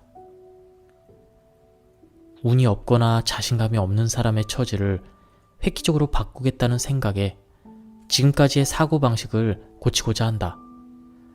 하지만 자신의 사고방식을 바꾼다 해도 사람 그 자체가 바뀌지는 않는다. 사람의 파동은 말이다. 따라서 소리내어 말을 바꾸지 않는 한 그 사람의 사고방식을 바꿀 수는 없다. 소리내어 말을 바꾸지 않는 한 그 사람의 사고방식을 바꿀 수는 없다. 그러나 말로 표현하는 동안 자신도 모르게 파동이 바뀐다. 그 결과 자기 자신에 대한 주위 사람들의 시선이 바뀌고 점차 자신의 행동도 바뀌는 것이다. 소리내어 표현하는 것으로 충분하다. 사람은 행동이 바뀌면 그 입에서 나오는 말도 바뀐다. 따라서 생각을 바꾼 뒤에 행동을 바꾸는 것이 옳다. 표현하는 말을 바꿔야 행동이 바뀌고 질병이 치유되고 사업에서 돈을 벌 수 있다. 처음에는 무리가 따르는 행동을 하지 말아야 한다. 소리내어 말로 표현하는 것만으로도 충분하다. 더구나 그 말을 1000번 이상 표현한 시점부터 자기 자신과 주위 사람들을 비롯해 모든 것이 바뀌기 시작한다. 소극적이고 의욕이 없는 사람이 있다고 하자. 그 또한 성공과 행복한 삶을 바랄 것이다. 하지만 이 같은 성격을 가지고 있는 사람에게 자신을 바꾸라고 권유하는 것은 무리이다. 통할 리가 없다. 그보다는 다음과 같이 말해주는 것이 더 바람직하다. 너무 무리하지 말고 그저 소리내어 표현하는 것만으로 충분해. 마음은 저절로 따라온다. 신경 써야 할 점이 또 하나 있다. 소리내어 표현하는 말에 마음을 담을 필요가 없다는 것이다. 마음을 담아서 말하라 이렇게 주장하는 사람들도 많지만 사실 마음은 담지 않아도 된다. 마음이란 저절로 따라오기 때문이다.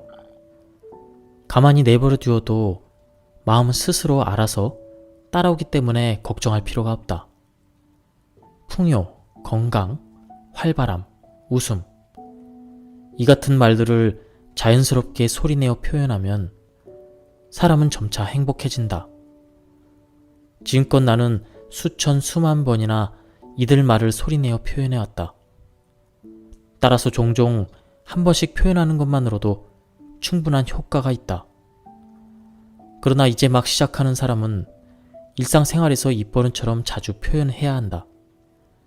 예를 들어 직장 상사로부터 업무의 실수에 대한 지적을 받더라도 다음과 같이 소리내어 표현한다. 이렇게까지 신경 써서 충고해 주시다니 저는 정말 행복한 사람입니다.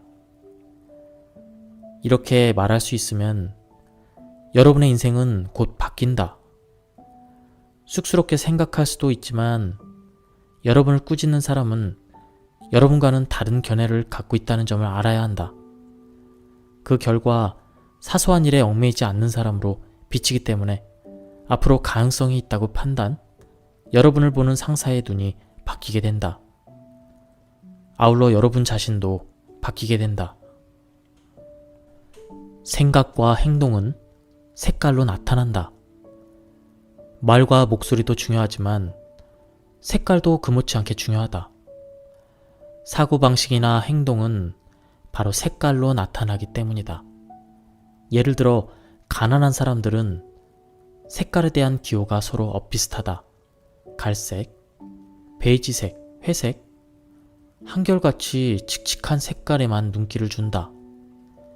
여기에서 주의할 점은 칙칙한 색깔의 옷이나 소지품을 선택하는 사람은 칙칙한 인생을 맞이할 수밖에 없다는 사실이다. 어두운 색의 옷을 입고 있으면 어두운 인생을 살게 된다.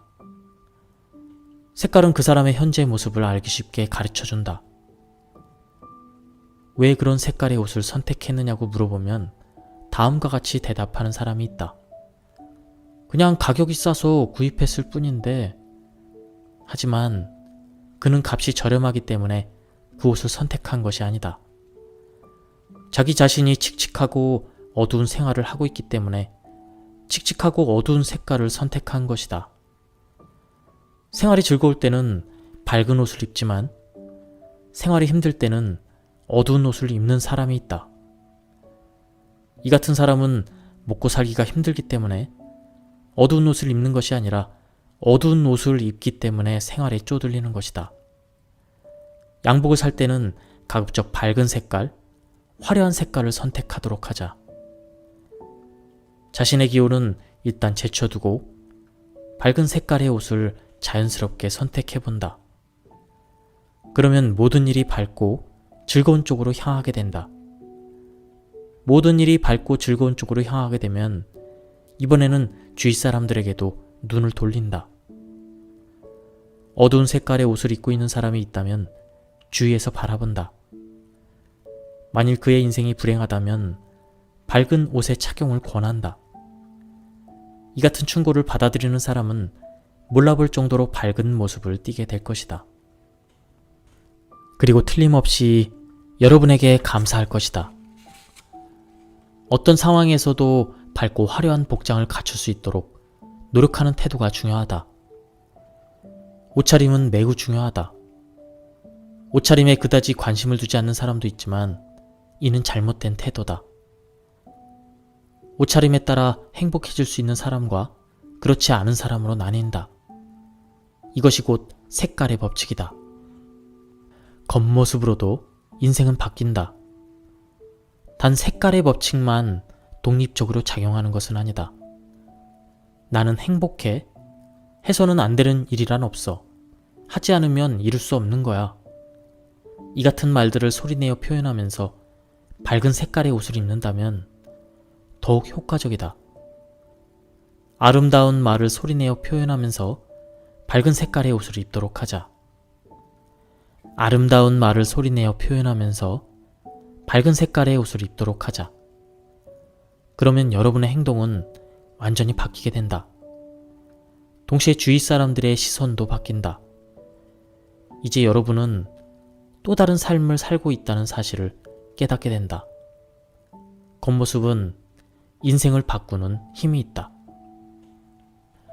색깔마다 에너지가 있다.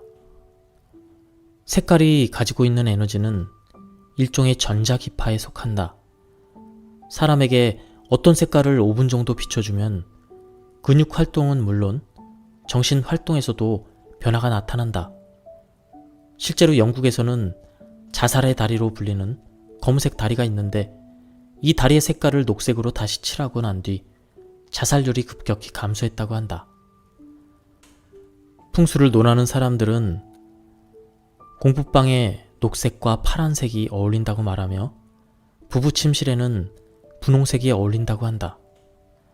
이는 녹색과 파란색이 지식을 상징하는 방의 색상이고 분홍과 핑크는 결혼을 상징하는 방의 색상이기 때문이다.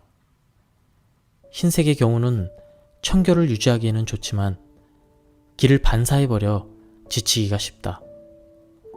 업무 효율을 높이려면 청색과 녹색 계통을 쓰는 것이 좋고, 폐쇄적인 사람이나 어린이에게는 기가 밝아지는 파동을 발산하는 노란색 계통이 유익하다.